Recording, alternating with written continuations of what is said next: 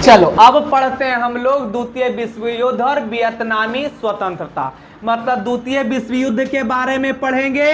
अब वियतनाम को स्वतंत्रता मिली, उस स्वतंत्रता के बारे में हम लोग पढ़ेंगे। कोई दिक्कत? द्वितीय विश्व युद्ध की परिस्थितियों ने वियतनामियों को एक निर्णायक रास्ता प्रदान किया। मतलब द्वितीय विश्व युद्ध का जो कंडीशंस था वो वियतनाम के लोगों के लिए एक रास्ता बना दिया। वियतनाम के लोगों को स्वतंत्रता पाने का एक राह दिखाया। समझ में आया? निर्णायक रास्ता प्रदान किया। जिसके बाद जून 1940 ईस्वी में फ्रांस जर्मनी से हार गया।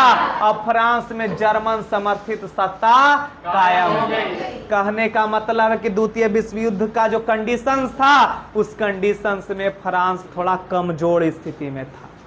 अब फ्रांस कमजोर स्थिति में था तो फ्रांस जिन राज्यों पर शासन कर रहा था, जो देश फ्रांस से आजादी चाहते थे, उस देश की जनता के पास एक मौका था फ्रांस से आजादी पाने। फ्रांस से आजादी पाने का बेटा। तो द्वितीय विश्व युद्ध में फ्रांस कमजोर स्थिति में था, जिसका परिणाम यह हुआ कि फ्रांस जो जर्मनी से 1940 में हार गया। 1940 में हार गया। जिसके बाद फ्रांस में जो सरकार बनी वो जर्मनी समर्थित जर्मन के सपोर्ट से सरकार बना, अर्थात जर्मन समर्थित सत्ता फ्रांस में कायम हो गई। अमेरिका और ब्रिटेन च्वांग काई शेक की सरकार को मदद पहुंचाना चाहते थे, लेकिन एक संधि के तहत जापान को हिंद चीन में फौज भेजने का मौका मिल गया। मतलब अमेरिका और ब्रिटेन जो था ने वो च्वांग काई शेक का जो सरकार था उसको सपोर्ट करना चाहता था, लेकिन एक संधि के तहत जापान की सेना को हिंद चीन में जाने का मौका मिल गया। इसका फायदा उठाते हुए जापान ने पहले तोंगकीन, फिर अन्नाम और अंततः पूरे हिंद चीन पर अपना राजनीतिक प्रभुत्व कायम कर दिया। दूसरी ओर इस जापान फायदा काहे उठाया? जापान द्वितीय विश्व युद्ध में कमजोर स्थिति में था, जिस कारण फ्रांस जर्मनी से युद्ध हार गया। जिसके बाद फ्रांस में जो सरकार बनी वो जर्मनी से समर्थित, मतलब जर्मनी देश से समर्थित जर्मनी देश के सपोर्ट से फ्रांस में सरकार स्थापित हुई। समझ में आ गया? दूसरी ओर अमेरिका और ब्रिटेन जो था वो च्वांग काई शेक की सरकार को सपोर्ट करना चाहता था, लेकिन एक संधि के तहत जापान को हिंद चीन में फौज भेजने का मौका मिल गया। जिसका फायदा उठाते हुए जापान पहले तोंगकीन पहुंचा और फिर अन्नाम, और धीरे धीरे पहले तोंगकीन को कब्जे में लिया, फिर अन्नाम को कब्जे में लिया, और धीरे धीरे पूरे हिंद चीन पर अपना राजनीतिक प्रभुत्व चालू कर दिया। यह हिंद चीन में एक तरह का द्वैत शासन था, जिसमें सत्ता जापानियों के हाथ थी एवं प्रशासनिक मुखौटा फ्रांसीसियों का था। यह कहने का मतलब है कि हिंद चीन में एक तरह से यह द्वैत शासन था, जिसमें सत्ता किसके हाथ में थी? जापानियों के हाथ में थी, और प्रशासन चलाने का जिम्मेदारी मतलब कहेले खाली मुखौटा के तौर पर प्रशासन जो है वो सत्ता किसका आ गया था? जापान का। और प्रशासन पर किसका कब्जा आ गया था? फ्रांसीसियों का। ऐसा सिर्फ कहने के लिए शासन हिंद चीन में स्थापित हो गया था। आ गया समझ में? इसके फलस्वरूप वियतनाम के गुप्त क्रांतिकारियों को अवसर मिल गया और जापानियों फ्रांसीसियों दोनों के विरुद्ध कार्रवाई करने लगे। अब देखो यहां दिख रहा है क्या स्थिति है? फोटो दिख रहा है यार?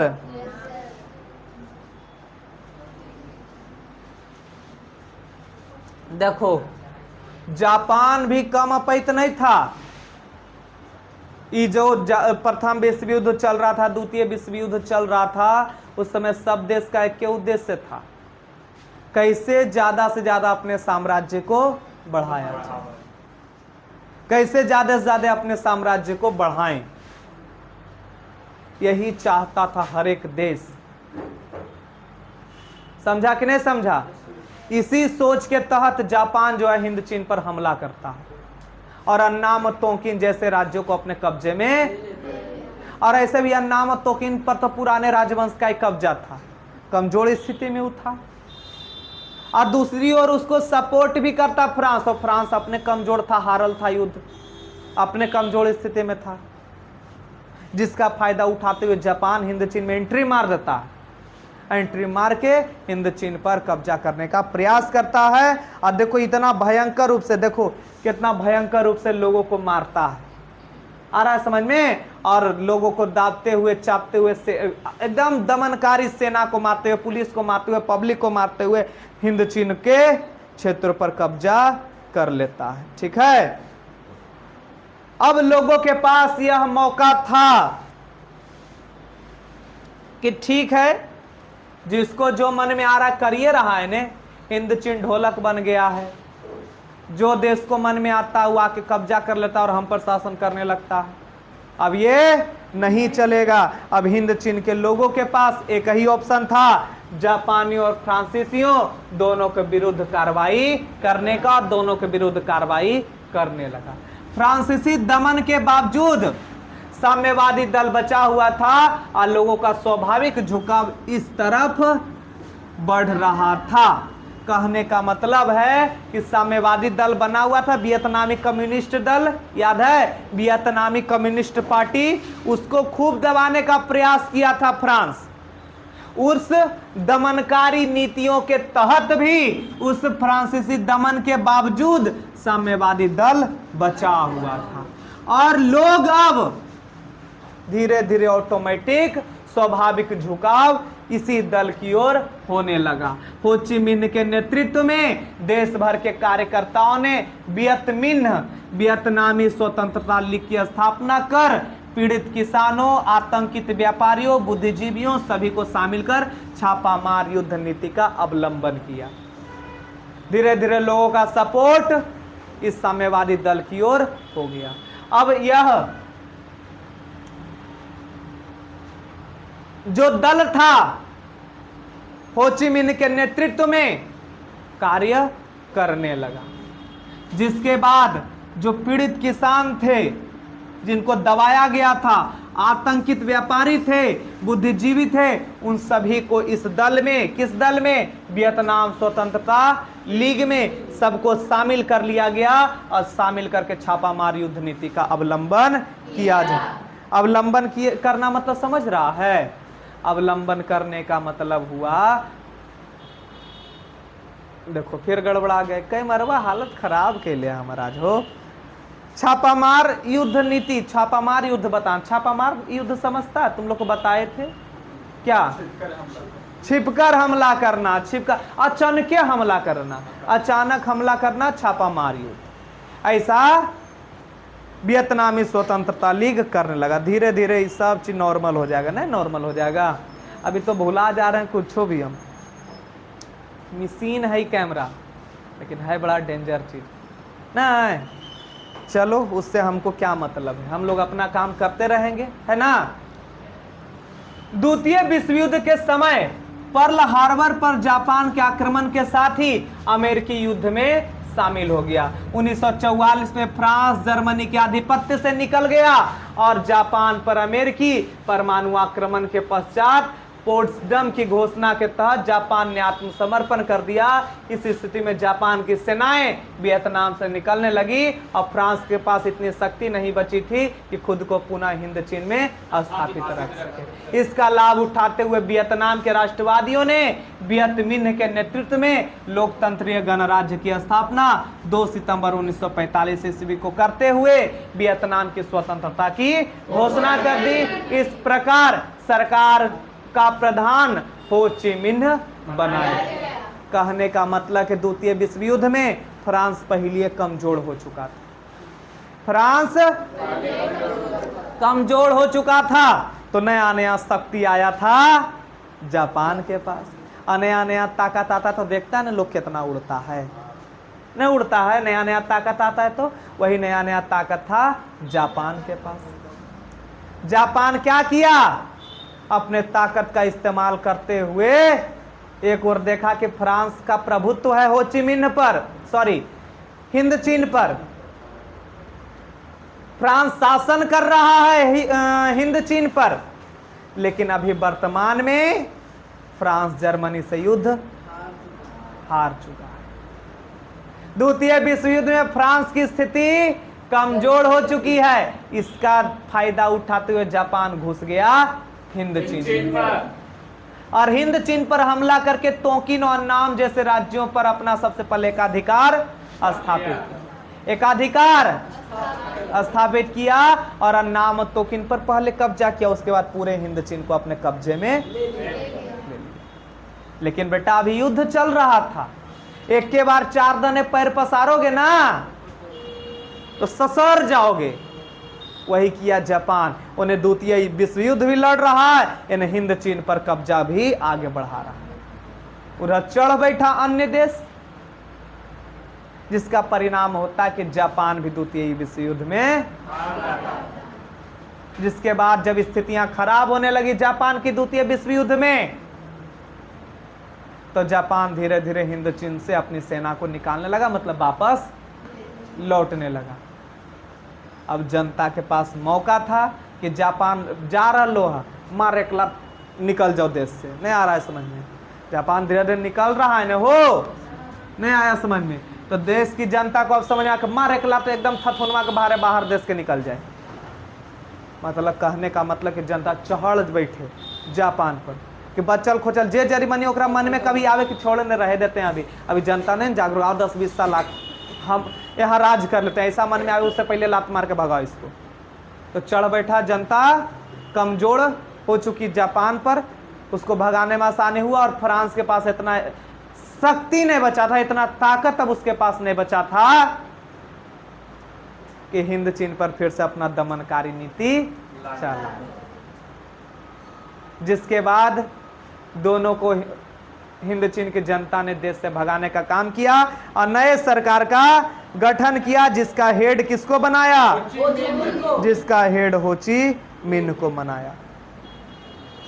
अब देखो ध्यान से, चूंकि हिंद चीन अनेक राज्यों में विभक्त था, सही बात है भैया, हिंद चीन को एक राज्य था, हिंद चीन कई राज्यों में बटा हुआ था, विभक्त था।